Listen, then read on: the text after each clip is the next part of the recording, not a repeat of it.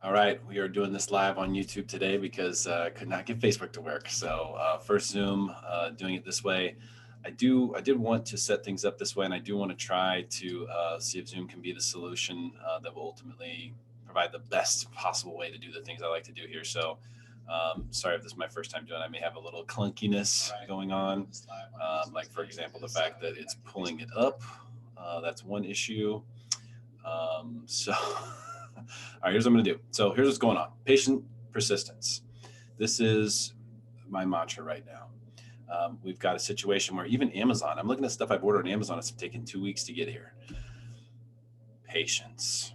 The world has changed, whether we like it or not, whether we agree with it or not, none of that stuff matters. The world has changed. And right now, everyone needs to be patient.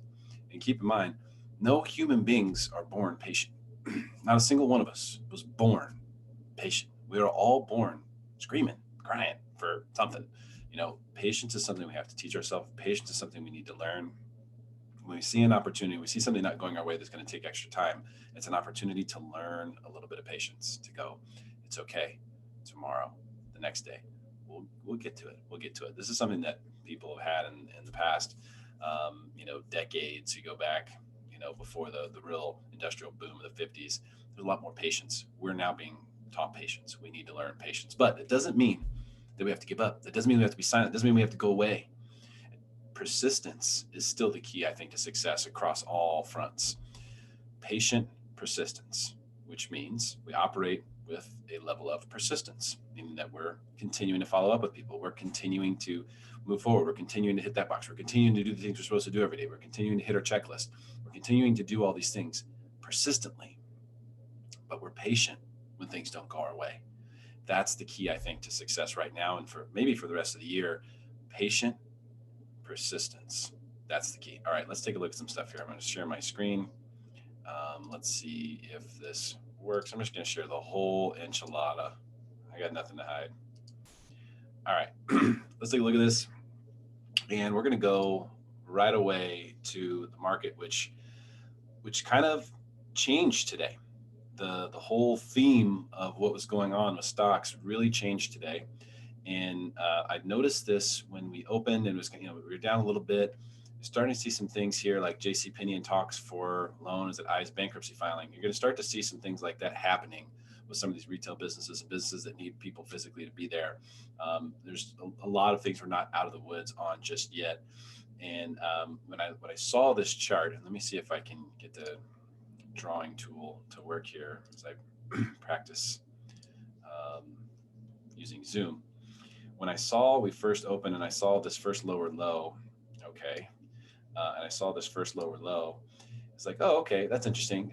Let's see what happens here. The first low, it's just kind of like the first high. Like the first high was here, and then it was lower, and then the second low was lower.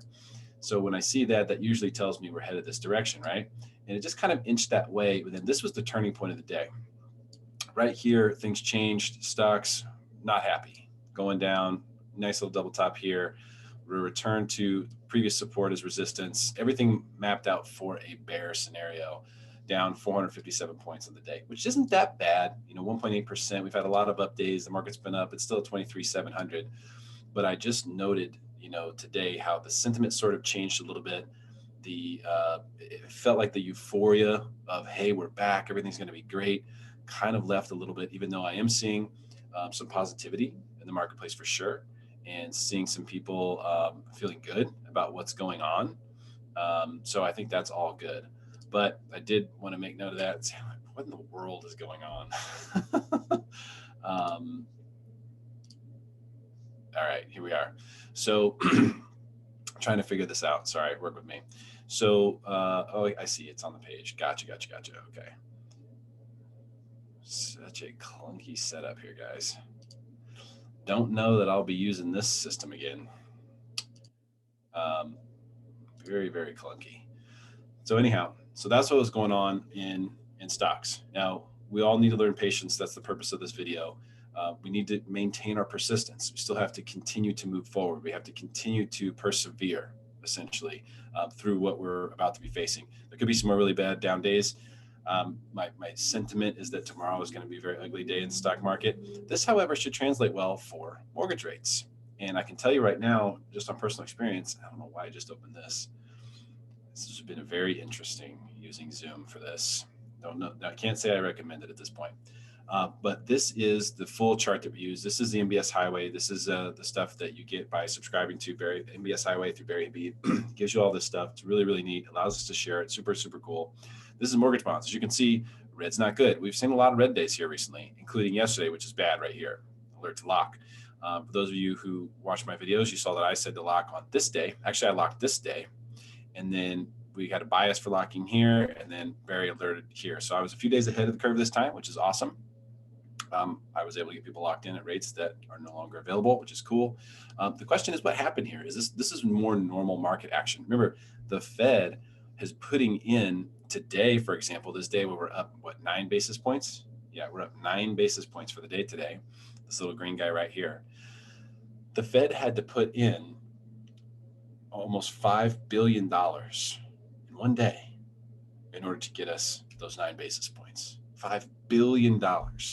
So 100% mortgage rates would be much, much worse if the Fed wasn't involved. Now, the Fed is involved, and they said they're going to be involved. And in fact, they've said they're going to start buying corporate bonds as well, which I think is probably crazy. You could probably classify it as crazy, but it's what they're going to do. The Fed is going to buy everything. Someone was asking today, do you think the Fed is going to start buying stocks? It might. Is everything going to be on the menu for the Fed? Perhaps. But here's one thing I will tell you. I had 6 or 7 people. How do I get out of this? Let me just stop share. I had 6 or 7 people who were writing offers over the weekend, trying to, get offers accepted, trying to buy homes, and we have no offers accepted. So for people who are looking at the real estate side of things, and my original prediction, which I'm going to double down on right here, right now, which is that real estate is going to do really well through this period. And the biggest reason is inventory. People are saying, hey, waiting for prices to go down. You're going to need so many sellers. I'm begging for more sellers to come to the market. If you're considering selling your home in San Diego, please do so. We need those homes. There are so many people who want to buy homes here. There aren't enough homes. We're in multiple offer situations in every circumstance. I've got multiple advantages in the marketplace personally, being the lender on these offers that are going out, and still can't get things accepted. It is, I'm in let's call it the sub 700 price point. It's crazy.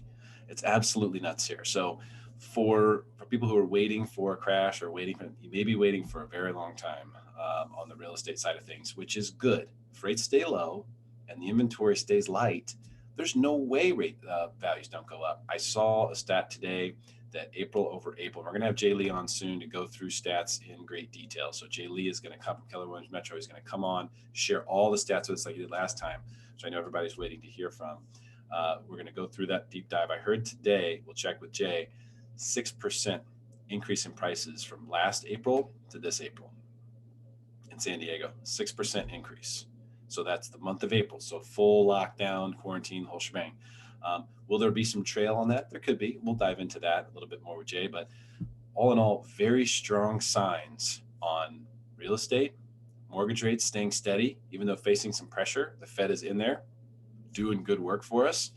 And the stock market now finally looks like the euphoria may be over. We've seen it kind of hit a ceiling.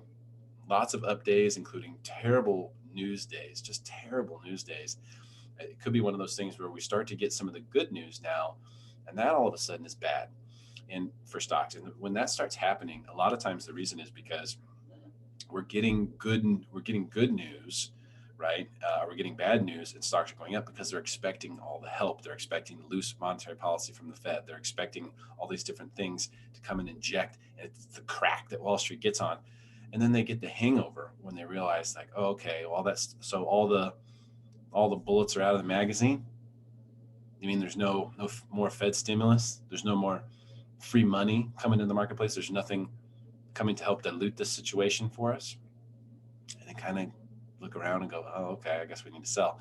So we could be in one of those situations right now as well. But I want to stay focused on being persistent.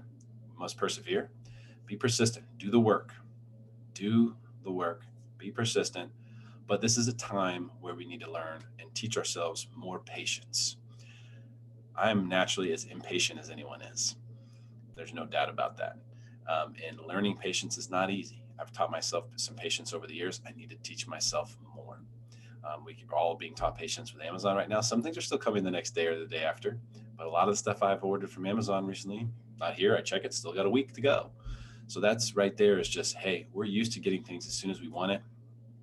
This new world that we're in is probably not going to be that way. There's going to be more safeguards. There's going to be more checks and balances.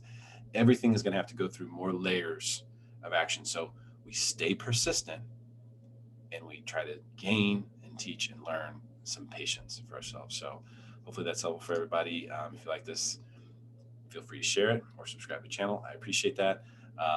Sorry for the clunky production. We won't have that happen again.